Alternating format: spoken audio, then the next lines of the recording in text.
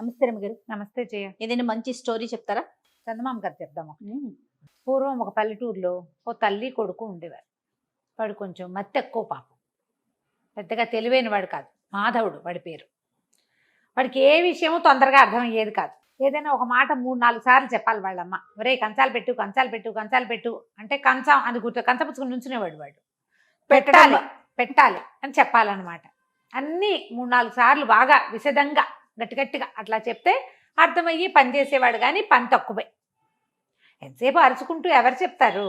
ఏదో చెప్పింది చెప్పేది, లేనిది లేదు. అలా మా పిల్లాడికి మతి లేదని వాళ్ళు ఊళ్ళో వాళ్ళంతా వాడిని ఎక్కిరిచ్చేవాళ్ళు. సామాన్యంగా ఉండేవాడు. సామాన్యమైన కుర్రాడు. ఒక 19, 20 ఏళ్ళు, 22 అలా వచ్చాయి. ఏం పని చేయకపోతే ఆ పిల్లాడిని ఏం పోషిస్తుంది? చింతపిల్లాడిలాగా ఇంత తిండ కదా వాడు. శుభ్రంగా తిండి కావాలి. ఇది చేయలేదు వాళ్ళమ్మ. పాపం ఏదో ఆ పని ఈ పని చేస్తూ కొన్ని చోట్ల వాడితో బలవంతంగా పని చేపిస్తూ ఎట్లాగొట్లాగా అట్లా మేనేజ్ చేసేది. అయితే ఏమైంది? ఒరే వంట చేరుకు అయిపోయింది, పొయ్యిలో కట్టెలేవు, కట్టెలు కొట్టుకురారా అని 10 సార్లు చెప్పింది. చాలాసార్లు చెప్పాక ఇక ఒకరు పూటంతా ఇచ్చేసి మంచి ఎండవేళ భుజాన గొడ్డలు వేసుకుని ఓ ముద్ద అన్నం తిన్నాక వెళ్ళాడు. అన్నం తిన్నాడు, గొడ్డలు భుజాన్ని వేసుకుని అడవిలోకి పోయాడు. పోయేసరికల్లా ఏమైంది? ఒక చోట వాడు వెళ్తూ ఉంటే ఎవరో ముగ్గురు పడుకుని కనిపించారు. చెట్లు దూరంగా ఉన్నాయి. వీళ్ళు ఎండలో పడుకున్నారు. ఓకే. అయ్యయ్యో వీళ్ళు పడుకున్న చోట ఎండ పడుతోంది, వాళ్ళు చెట్టు కింద పడుకోలేదు ఎందుకు అని ఊహించలా వాడు. వీళ్ళ మొహాల మీద ఎండ పడుతోందని ఏం చేశాడు? ఈ గొడ్డలతో పాటు ఒక చిన్న కత్తి ఉంటుంది వీళ్ళకి. ఏంటంటే కంచె ఏదైనా చెట్టు ఎక్కడైనా ఇరుక్కుందనుకో, ఈ కమ్మ కత్తి అంటారు, వంపుగా ఉంటుంది అర్థచంద్రాకారులు. అది పెట్టి లాగితే కొంకి కత్తి, అది లాగితే వస్తుంది. ఆ కొంకి కత్తి పెట్టి చుట్టూతో ఉన్న 4-5 చెట్ల తాలూకు అంతంత కొమ్మలు కొట్టి కొమ్మలు నరుకొచ్చి వీళ్ళు పడుకున్న చోట వీళ్ళ మొహాల మీద ఎండ పడకుండా పాతిపెట్టాడు. వాడికి ఆ బ్రెయిన్ ఉంది. మామూలు పనులు లేవు కానీ ఈ తెలివి ఉంది. అయితే వాళ్ళకి మొహం మీద ఎండ పడకుండా నీడ పడేసరికి మెలకు వచ్చింది.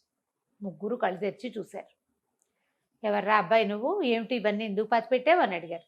మీ మొహం మీద ఎండ పడుతోంది, పడుకున్నారు కదా, పాపం ఎండ పడకుండా చేస్తే మీరు హాయిగా పడుకుంటారని పెట్టానన్నాడు. అనేసరికలు ఎంత మంచివాడివిరా నువ్వు ఏదనుకుంటే అది అవుతుంది పో అన్నారు. అనేసరికలు వీడికి ఓసారి చెప్తే అర్థం కాదు కదా, వాళ్ళు ఏదో చెప్పారు అనుకున్నాడు. వీడి దారిని విడిపోయాడు. ఆ కొమ్మలు ఈ చెట్లు ఇవి అవి మొత్తానికి నరికాడు. పెద్ద మోపయింది. సాయంత్రం వాళ్ళమ్మ చెప్పింది 4 రెమ్మలు నరుకు రావద్దు, బాగా పెద్ద కట్ట తీసుకురాదు. అక్కడి నుంచి తాడు మళ్ళేసి అంత మాత్రం పనులు వచ్చు వాడికి. తాడు ఏదో బోర్లో దోపు తెచ్చుకున్నాడు. తాడు మళ్ళేసి కట్టాడు. కట్టేది పెద్ద దుంగలాగా అయింది. వీడు దాన్ని లేపలేకపోయాడు. దాని మీదకి ఇట్లా పడుకున్నాడు. పడుకొని ఏమనుకున్నాడు? నేను ఈ దొంగను మోసుకెళ్ళలేను, ఈ దొంగే నన్ను మోసుకెళ్ళిపోతే ఎంత హాయిగా ఉంటుంది అన్నాడు. అనంగానే వాడు మర్చిపోయాడు. కానీ వాడు ఏదనుకుంటే అది అవుతుంది కదా. దొంగ రయ్యమని లేచింది. వీడు నిర్ఘాంతపడితే లేచి వచ్చేస్తుంది. ఆ కట్టెల మోపు అమాంతం లేచి ప్రయాణం చేయటం మొదలుపెట్టింది వీడింటికే. ఈ దొంగే నన్ను ఇంటికి తీసుకెళ్ళిపోతే బాగుండనుకున్నాడు. ఇంటి వైపు ప్రయాణిస్తుంటే వీడు తెల్లబోయేట వాడికి అర్థమైంది. ఇందాక వాళ్ళు ఏదో అన్నారు, అదే ఇది ఏమో అనిపించింది కానీ బాగా తెలియలా. ఇంటికెళ్ళి అమ్మకి చెప్తే అమ్మ ఏదైనా చెప్తుంది. ఆ దొంగ మీద ఏం చేశాడు? పడుకున్నవాడు కాస్త అట్లాగే లేచి చక్కగా కూర్చుని ప్రయాణం చేయటం మొదలుపెట్టాడు. అంత తెలివి ఉందన్నమాట వాడికి. కూర్చున్నాడు, చుట్టుపక్కల చూస్తున్నాడు, నవ్వుకుంటున్నాడు. ఇంతలో ఏమైంది? వీడు ఊళ్ళో కదా ఉంటాడు. ఓ రాజుగారికి పెద్ద బంగళా ఉంది. ఆ బంగళా మీద కానీ వీళ్ళు వెళ్ళాలి. ఆ బంగళా పై భాగంలో యువరాణి కూర్చున్నది. సాయంకాలం అయింది కదా, బయట కూర్చుంటారు ఆడపిల్లలు. చుట్టుపక్కల జరిగేవి వీళ్ళు మనుషులు, గొడ్డు గోదా, చిలకలు పక్షులు ఇళ్ళకెళ్ళేవి, గొడ్లు ఇంటికెళ్ళేది చూడడానికి కూర్చుంది. దానికి ఈ దొంగ మీద ప్రయాణం చేస్తూ ఈ కట్టెల మోపు మీద ప్రయాణం చేస్తున్న కుర్రాడు చూసేసరికి పక్క నవ్వి. ఊరికే కట్టెల మోపు ఎట్లా ఎగురుతోంది? మామూలుగా గబుక్కున హాస్యాస్పదంగా ఉంటే నవ్వు రాదా? నడుముకో గావంచ, నెత్తికో గుడ్డ, భుజానో గొడ్డలి కత్తి, కట్టెల మోపు ఎందుకు కూర్చున్నాడు, అదేమో రయ్యమని ఎగురుతోంది. పకాల నవ్వేసరికల్లా ఇతను అనుకున్నాడు, ఈ కుర్రాడికి ఏమనిపించింది? ఏంటి నన్ను చూసి నవ్వుతుంది. వెనక్కి తిరిగి చూశాడు. అమ్మాయి హాహాహా నవ్వేస్తుంటే ఇది కనుక నా పెళ్ళాం అయితే దీన్ని వంగ తీసి కుద్దను నన్ను చూసి నవ్వినందుకు దొంగమొహం అనుకున్నాడు. అప్పటిదాకా నవ్వుతున్న యువరా ఒక మొహం వేసింది, వాడికేసే చూడటం మొదలుపెట్టింది. వీడి దారిని వీడి ఇంటికి పోయాడు. వాళ్ళ అమ్మ ఆశ్చర్యపోయింది. ఇవన్నీ ఎట మోసుకొచ్చావురా అని. అదే నన్ను మోసుకొచ్చిద్దే అన్నాడు. వాళ్ళ అమ్మకి అర్థం కాలేదు, మాట్లాడకుండా ఊరుకుంది. కట్టెలన్నీ విడదీసుకున్నారు. చిన్న ముక్కలు చేయరాంది వాడు ముక్కలు చేశాడు. ఇంకా వాడేం పెద్దగా ఊహించల. అంత ఊహ ఉన్నవాడు కాదు. ఎప్పుడో ఓసారి ఒక ఊహ తడుతుంది పాపం వాడికి. ఇంతలో ఏమైంది, ఈ యువరాణి బికమొహం వేసుకుని అటు వాడు వెళ్ళిపోయిన వైపే చూస్తూ కూర్చుంది. నిట్టూర్పులు విడుస్తోంది. ఇక చిలకత్తలు చెప్పారు, ఇందాక దాకా నవ్వుతూనే ఉందండి, ఉన్నట్టుండి అమ్మాయి గారు ఎవరి మీదైనా మనసు పడిందేమో అట్లా బికమొహం వేసుకుని దిగాలుగా చూస్తుంది అనుకున్నారు. రాజుగారికి చెప్పారు. చెప్తే రాజు అన్నాడు, పిల్లకి పెళ్ళిడు వచ్చింది, ఎవరినైనా చూసి మగవాళ్ళని చూసి ముచ్చట పడింది, ఒక కుర్రవాడిని ఎవరినైనా చూసి అనేసరికల్లా, సరే అమ్మాయి నీకు పెళ్లి చేస్తానంటే నేను ఎవరిని చేసుకోను నాన్న, ఆ దొంగ మీద ఉన్న అబ్బాయిని చేసుకుంటా అనగానే రాజుగారు తెలబెట్టి, దొంగ మీద ఉంటావేమిటమ్మా అంటే, ఒక కట్టెల మోపు దాని మీద ఒక అబ్బాయి కూర్చున్నాడు, ఆ అబ్బాయి నచ్చాడు నాన్న అనగానే రాజుగారి కోపం వచ్చింది. వాడెవడు దిక్కుమాలిన వాడో పనికిమాలిన వాడెవడో వాడిని తీసుకుంటానంటుంది ఏమిటి అంటే, సరే ఏమన్నారు మంత్రులు వాళ్ళు కేకలేశారు. అదేంటి మహారాజా అట్లా కాదండి, ఏదో రాజా మహారాజా వాళ్ళ పటాలు చూపిస్తావు, ఏ పటం చూపించినా ఆ అమ్మాయి కాదంటుంది, వీడిని కాదు నేను ప్రేమించింది అంటుంది. మనకున్నదా ఒక్క పిల్ల, ఎవరినైనా రాజా మహారాజా అని పిలిచి చేసామనుకోండి, ఈ రాజ్యం తీసిపోయి వాళ్ళ రాజ్యంలో కలుపుతారు.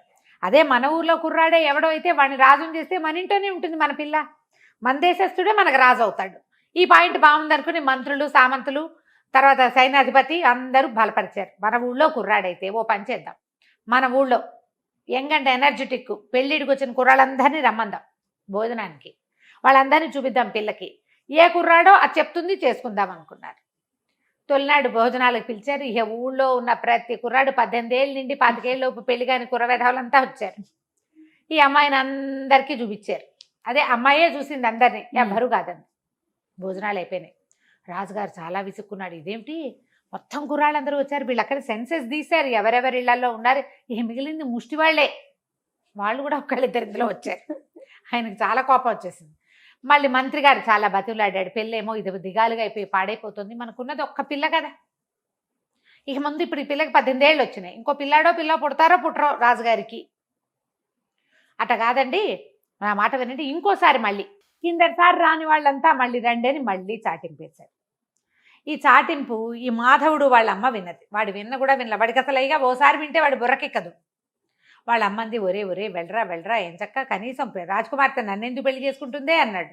పెళ్లి కోసం కాదురా, శుభ్రమైన తిండైనా తినిస్తావు కదా, మనమేముంది ఏదో కూర అనుకుంటాం, చారు పోసుకుంటాం, మజ్జిగ పోసుకుంటాం, గంజన్నం తింటాం, మనం పచ్చడి గంజే మన బతుకు, చక్కగా చట్టసోపేతంగా పెడతారు కదా. రాజుగారింట్లో భోజనం చేసి వచ్చిన కుర్రాళ్ళంతా ఇవాళ మొన్నటి భోజనం ఇవాళ దాకా తేరుస్తూనే ఉన్నారు. వెళ్ళు వెళ్ళు అని కొడుకుని ప్రోత్సహించింది. వీడు చింపిరి గుడ్డలతో జీబు జుట్టుతో ఉన్నాడు, అలాగే పోయాడు. వాడికి దేహాభిమానం లేదు, అవధూతవాడు. వెళ్ళిపోయాడు. వెళ్ళేసరికల్లా ఆ రాజకుమార్తె చుట్టూ చూసి వీడిని నేను ప్రేమించాను అనగానే రాజు తల్లిపోయాడు. అయ్యోయ్యో ఇదేమిటి వీడు ఇట్ట ఉన్నాడు, వాడి చింపిరి గుడ్డలు జీబుతల వెర్రి వెధవల్లే ఉన్నాడు, వాడికి పిలిచినా కూడా పలకటం లేదు, ఇంత మతిలేని వెధవని ప్రేమించానంటదేంటి పిల్ల. యువరాణి ఏంది, వీడిని గనక పెళ్లి చేసుకోకపోతే చచ్చిపోతాను నాన్నగారు నేను అని చెప్పేసి. రాజు ఇంకేం చెయ్యాలో తెలియలా. సరే ఆయన గుండు మండిపోయింది. మంత్రి మీద సామంతుల మీద అందరి మీద కోపం వచ్చింది ఆయనకి. పెళ్ళే కదా, శాస్తి చేస్తాను మీ ఇద్దరికి, చేసేస్తాను పెళ్ళి అన్నాడు. తర్వాత రేపొద్దున ఈ దౌర్భాగ్యుడు సింహాసనం ఎక్కుతాడని ఊహించుకుంటే ఆయనకు ఒళ్ళు దురదలు చేస్తున్నాయి పాపం. సరే పెళ్ళికి ఒప్పేసుకుంటారు, పెళ్ళి అన్నారు. వీడికి మంచి బట్టలు కట్టించారు, పెళ్లి చేశారు. పెళ్లి చేసిన రోజు సాయంకాలం రాజుగారి ప్లాన్ ఏంటంటే, ఒక పీపాలో రాకుమార్తెని వీడిని పెట్టి సముద్రంలో పారేద్దాం, తన కూతురు వాళ్ళకి ఎందుకు మరి ఇప్పుడు దౌర్భాగ్యుడిని పెళ్లి చేసుకుంటానన్న పాడు కూతురు నాకెందుకు, దీన్ని రాణిని చేయాలి, రేపొద్దున వాడిని రాజుని చేయాలి, రాజు రాణి లేకపోతే పీడా పోయేది అంటే రాసి పెట్టున్న మొగుడు అని పాట పాడాడు మంత్రి గారు. ఆ రాసి పెట్టున్న తనమేంటో చూద్దాం, బతికి బాగుంటే వస్తారు లేకపోతే లేదు, ఈ మతలేని వెధవా, ఈ శృతి లేని పాట ఈ పిల్లది అని చెప్పేసి సరే పెళ్లి చేస్తా. పెళ్లి అయిపోయింది. పెళ్లి అయిపోయాక వీళ్ళని పీపాలో కూర్చోబెట్టి సముద్రంలో దింపేస్తారనే విషయం యువరాణి చెలికత్తలకి తెలిసిపోయింది. వాళ్ళు ఏం చేశారు, అయ్యో అయ్యో యువరాణి ఆకలికి ఆగలేదు, ఓ పని చేద్దామని ఆ పీపాలో కూర్చోబెట్టేటప్పుడు పీపాలో దింపారు. వీళ్ళని దింపగానే ఓ ఇంత మూట తినుబండారాల మూట ఎత్తి ఒళ్ళోకి విసిరేశారు. పీపా సీల్ చేసేసి సముద్రంలో పడేశారు. అది కూడా అటు తీసుకుపోయారు, ఒక చోట ఎక్కడ పడవ ఎక్కించి తీసుకుపోయి ఆ పడవలో కూర్చోబెట్టి సముద్రంలోకి తోసేసారు. యువరాణి ఏడవటం మొదలుపెట్టింది. అయ్యో అయ్యో నిన్ను ఎందుకు చేసుకోవాలనిపించిందో నాకు తెలీదు, ఇప్పటికి కూడా నువ్వే నా భర్తవని నాకు తోస్తోంది, ఎందుకు అసలు నువ్వు దొంగ మీద ఎలా ఎగిరేవు, నువ్వు నాకు ఎందుకు కనపడ్డావు, ఈ బతికేమిటి అనేసరికల్లా వీడు ఏమన్నాడు, నేను నన్ను ఎందుకు పెళ్లి చేసుకున్నావో నాకు తెలియదు, మా అమ్మ భోజనానికి వెళ్ళమంటే వచ్చాను అంతే నేను అన్నాడు. అనేసరికల్లా సరే తినుబండారాలు తిందామా అన్నాడు. అనేసరికి అమ్మాయి అంది, ఇక ఇవి తింటే మాత్రం ఏం బతుకుతాం మనం, వీటికి ఈ పీపాపుకి కంతలు ఉంటే గానీ గాలి లోపలికి రాదు, బతకం. కంతలు కనుక ఉన్నాయా నీళ్లు కూడా లోపలికి వస్తాయి, బతకం. ఇక బతికేదేముంది అని వలవలా ఏడ్చింది. చచ్చిపోతాం, నువ్వు పని అయిపోయింది, అనవసరంగా నీ బతుకు నువ్వు రోడ్డు మీద అయినా బతికేవాడివి, వృధాగా నీ మీద ఎందుకు మనసు పడ్డానో తెలియకుండా నేను నిన్ను కూడా చంపేస్తున్నానంటే అప్పుడు ఈ కుర్రాడికి జ్ఞాపకం వచ్చింది. మరే ఒకరోజు ఆ దొంగ నేను మీద ఎగిరాను చూడు, ఆ రోజు పొద్దున ఒక 3 పెద్దవాళ్ళు అక్కడ కనపడ్డారు.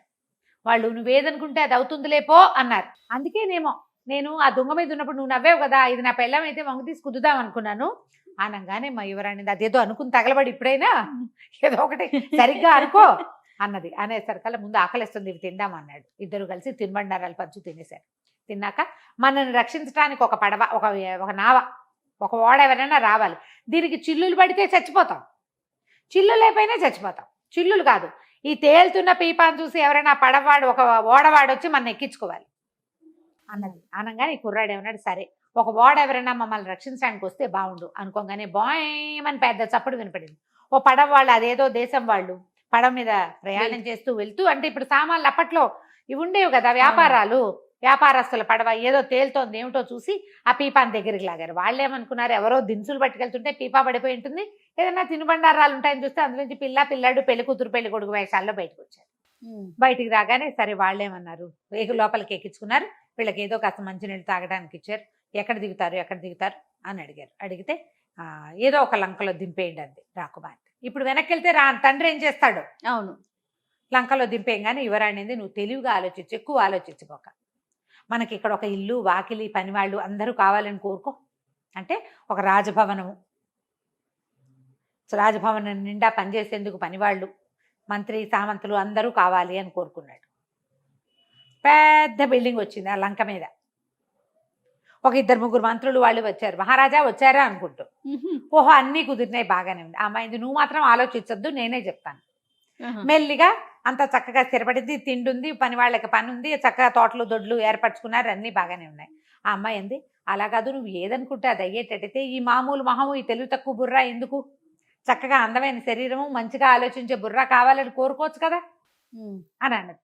వాడి కూడా తట్టింది. వాడు అప్పుడు మళ్ళీ కోరుకున్నాడు, నాకు కొంచెం అందమైన దేహం కావాలి, మొహం అందంగా మారిపోవాలి, చక్కగా తెల్లగా పొడుగ్గా అందంగా అయిపోవాలి, నేను ఇలాగా అని అడగల, అందంగా అని అడిగాడు.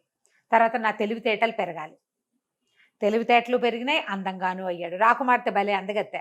ఇద్దరు హాయిగా కులాసాగా ఉండటం మొదలుపెట్టారు. ఈ దీవి మీద చక్కగా సామ్రాజ్యం ఏర్పరచుకున్నారు, సొంత రాజ్యం.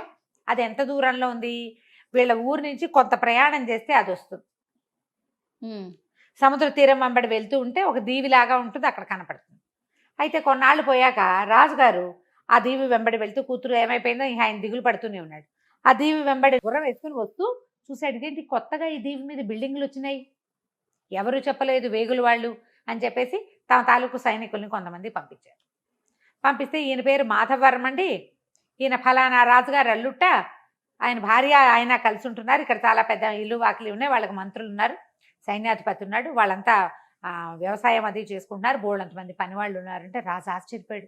ఊరిపిడి దుంపదగా వీడు ఎలా చేశాడు అని. సరే పడవలు వేసుకుని ఆ దీవిలోకి పోయారు.